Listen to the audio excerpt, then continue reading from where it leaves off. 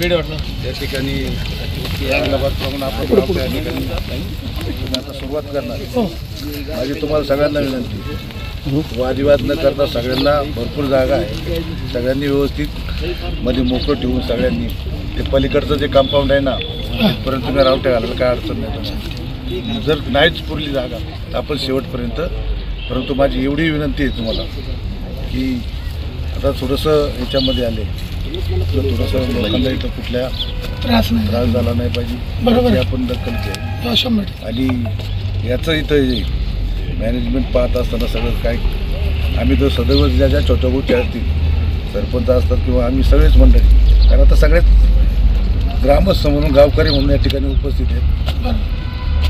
भविष्य म्हणजे ज्या काय अडचणी तुम्हाला तुम्ही MSEBला फक्त अर्ज द्या, मला सांगा, ते मी तुम्हाला लाईटची त्या ठिकाणी पाण्याची व्यवस्था या ठिकाणी होईल. बाकी जे काही आहे सगळं आणि एक चांगलं जागा या ठिकाणी तुम्हाला मिळेल. त्याचा उपयोग करत असताना या ठिकाणी पुढे ते याचं काम ज्या काय अडचणी तुमच्या तुम्ही पप्पू आहे आणि आमचे अभय शेठ पाहतील तुम्हाला जी काय मदत आम्ही उपलब्ध नसतो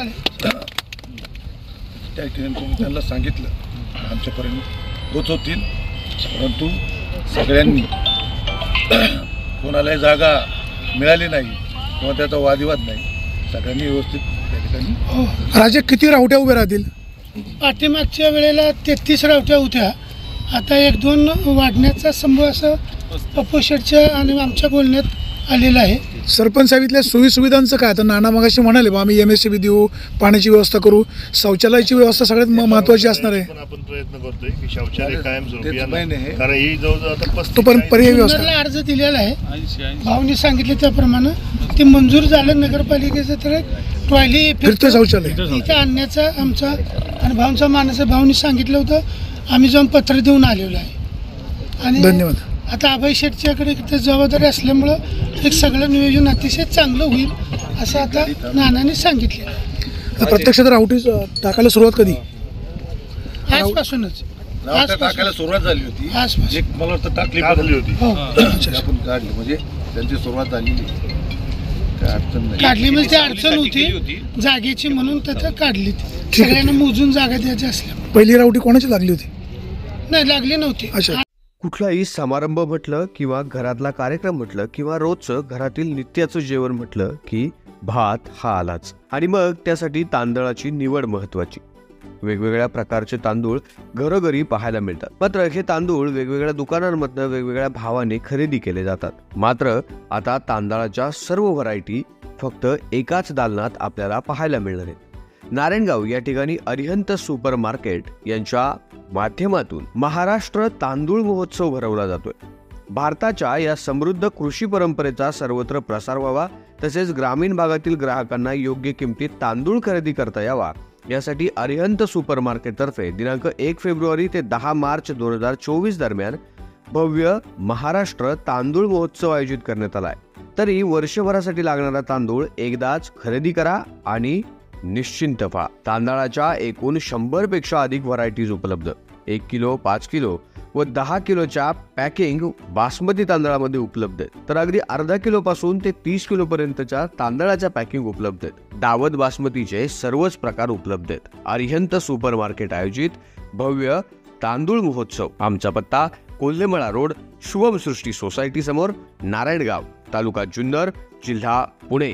संपर्क क्रमांक 9960 71 91 98 तसेच 90 96 88 98 98.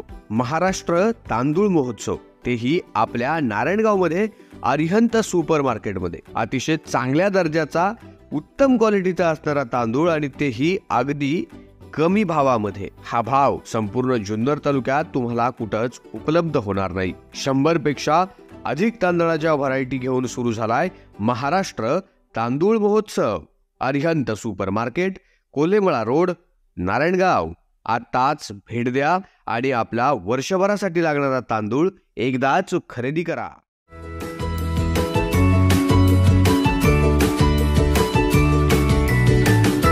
बातम्या शेतीच्या, बातम्या मातीच्या, बातम्या अन्यायाच्या, गुन्हेगारीच्या,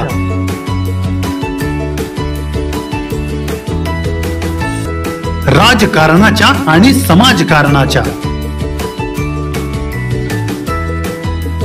शोषणाविरुद्ध बुलंद आवाज, जनसामान्यांच्या हुंकाराची गाज, सत्कार्याला प्रोत्साहन,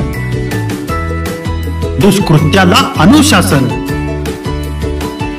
निर्भीड, निस्पृह, सडेतोड, बेधडक आणि रोखटोक म्हणजेच विघ्नहर टाइम्स. शोध बातमीचा, ध्यास सत्याचा.